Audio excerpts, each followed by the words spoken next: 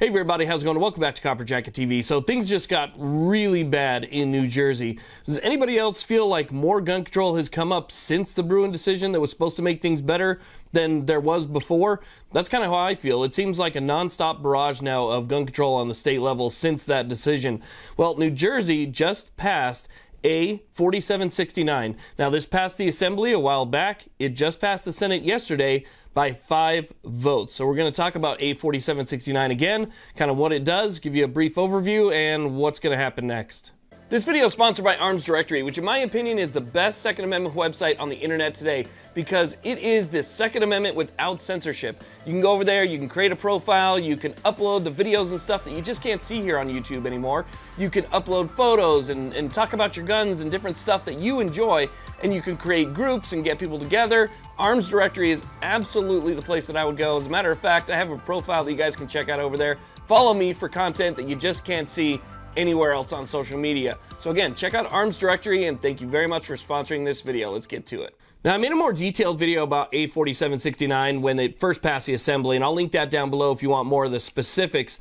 But generally speaking, A4769 is supposed to be just a carry bill. That's what a lot of people have framed it as. But in reality, it's so broad that it's more like a gun control package. So it does have a carry component, meaning that it governs how and when and where you can carry. Now, it's so restrictive that you pretty much can't carry anywhere in New Jersey. Now, it's passed the Assembly, it's passed the Senate now, it's going to be on to the governor's desk, and if he signs it, well, you just about can't even leave your house if you actually make it through the permitting process, which they also made more difficult. You can't go on things like public transportation, parks, restaurants, places that serve alcohol. You can't go to so many different places. There's pretty much nowhere that you can go. So again, even if you were to complete the process and get your permit, you're limited to like 1% of the space that you could actually use. Now, before you can even go through the carry permit process, you're going to have to first get a purchaser's ID. Now, in order to get that ID, obviously, there's going to be fees and background checks and all sorts of things involved. Now, let's say that you make it through that, which is obviously going to involve some time as well. After that, you can now start the carry permit process. Now, this process is also going to be highly extensive. They're going to dive into every aspect of your background, including talking to people about who you are and what you're like, and getting an idea of your moral character so that they can judge whether or not you're of good moral character. And if they believe that you're not, just based on maybe an interview with your neighbor, well, they can deny your permit altogether right there. There's going to be written tests. There's going to be training and range testing. There's going to be a lot of fees associated with it. Again, the background check and so forth. There is going to be a ton of hoops to jump through just to get that carry permit. So again, you have to go get your purchaser's ID card, then you have to start the permitting process for your carry card, and then once you get that, and you've done everything, so now you have both of your permits, you really are still limited on where you can actually use that permit. So they've really kind of shut everything down in New Jersey with this bill. And there's one other thing, too, that really bothers me about this. I mean, besides the fact that it's just totally unconstitutional to begin with, it flies in the face of the Supreme Court and the Bruen decision.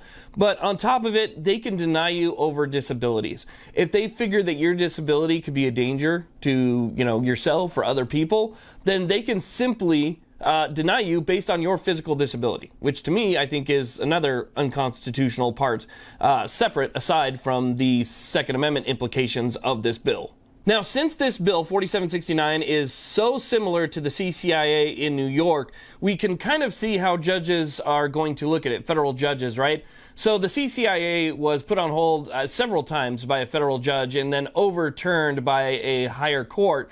And so some parts are upheld, some parts are not. And, there's a whole debacle going on in New York right now because of the CCIA. And you're going to have similar things happen now in New Jersey. And so things are really going to be up in the air. We all know that the governor is going to sign this. I believe the governor is going to sign this.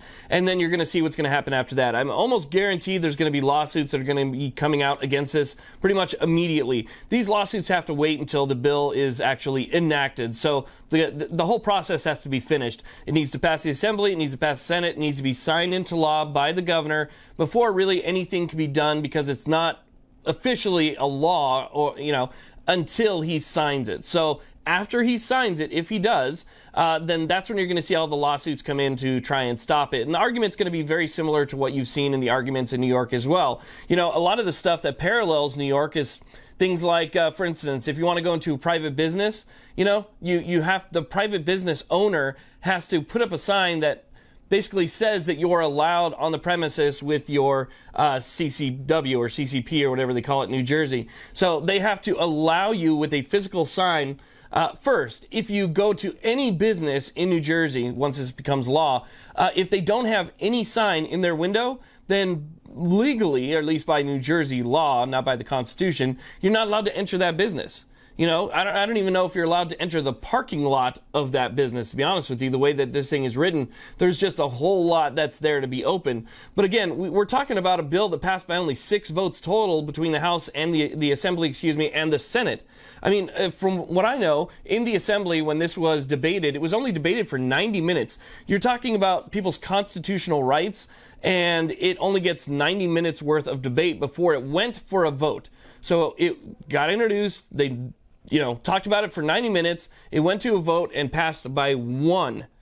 And again, in the in the Senate, it only passed by 5. So it's an incredibly narrow margin. And I put up that picture so you guys can see what the vote totals and everything look like. But it does place a lot of restrictions. It places restrictions on purchase, on who can purchase, on what can deny your purchase by issuing that that card, that purchaser's ID card, and then limits where you can carry and what you can do with that. It adds fees, it adds training, it adds very intrusive background checks. This thing really does do quite a bit. And like I said before, if you want more detailed information about this bill, check out the video down below, and that'll kind of explain a little bit more about it. But I just wanted to let you guys know that it's now passed the Assembly and the Senate, and it's on its way up to the governor's desk. So if you live in New Jersey, or maybe you just plan on visiting New Jersey, because who knows what's going to happen to reciprocity now, just be aware of that. So I want to thank you guys very much for watching. I really do appreciate it. Please like, subscribe. You guys have a great day.